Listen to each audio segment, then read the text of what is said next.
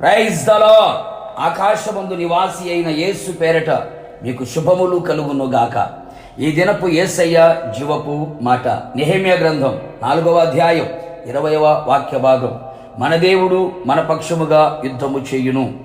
యేసయ్య మీదనే ఆశ పెట్టుకొని ఆనుకొని ఆధారపడి ఆయన వైపు చూచుచు ఆత్మీయ యాత్రలో ఆనందముగా నడిపించబడుచున్న ఆత్మీయులారా, మన యేసయ్య మన పక్షముగా నిలిచి ఉండే దేవుడు.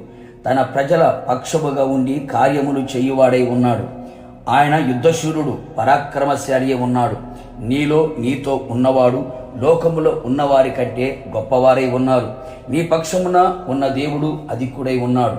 నీతో యుద్ధము చేయువారితో ఆయన యుద్ధము చేయును. అవును ప్రియులారా, మనము యేసు రక్తముతో కడగబడి బాప్తిసం పొంది ఆత్మాభిషేకం పొంది సహవాసం నిలిచి ఉన్న మనము అనుదినము పోరాటములోనే నిలిచి ఉన్నాము. నరుని కాలము యుద్ధకాలము గనుక ప్రభు రాకడ వచ్చేంత వరకు, మన పోకడ జరిగేంత వరకు ఈ యుద్ధము జరుగుతూనే ఉండును.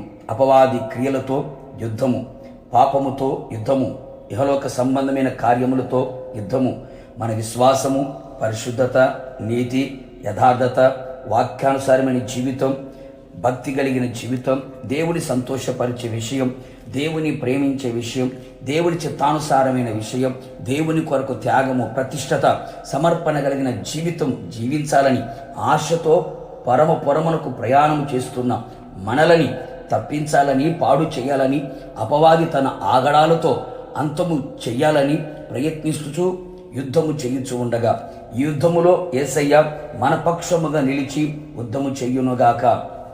యుద్ధము యెహోవాది, జయము మనది అవునుగాక. అపవాది ఆగడలు అంతమైపోవునుగాక.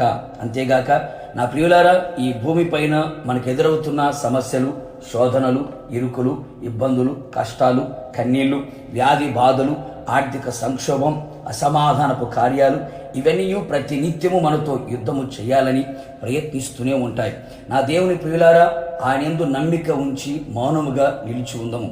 వాటికంటే మన పక్షముగా ఉన్న యేసయ్య అధికుడై ఉన్నాడు. వాటితో యుద్ధము చెయ్యును. నీ అంతరంగమందు బాహ్యమందు కలుగుతున్న పోరాటములలో నుండి యుద్ధము చేసి విడిపించును. నిశ్చయముగా నా యేసయ్య ఈ కార్యము త్వరగా తలపెట్టునుగాక. భయపడవద్దు, జడియవద్దు, వనకవద్దు, బెదరవద్దు. యుద్ధశూరుడైన యెహోవా, సైన్యములకు అధిపతియగు యెహోవా మన పక్షముగా ఉండగా యుద్ధము చేసి అన్ని విషయములలో, అన్ని వైపులా, అన్ని కోణాలలో జయము అనుగ్రహించి రాకడకు సిద్ధపరచును గాక.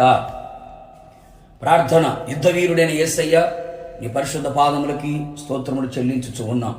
మీరు మీ బిడ్డల పక్షముగా నిలిచి ఉండే దేవుడు, నీ ప్రజల పక్షముగా కార్యములు చేయగలిగిన దేవుడు ప్రభువా.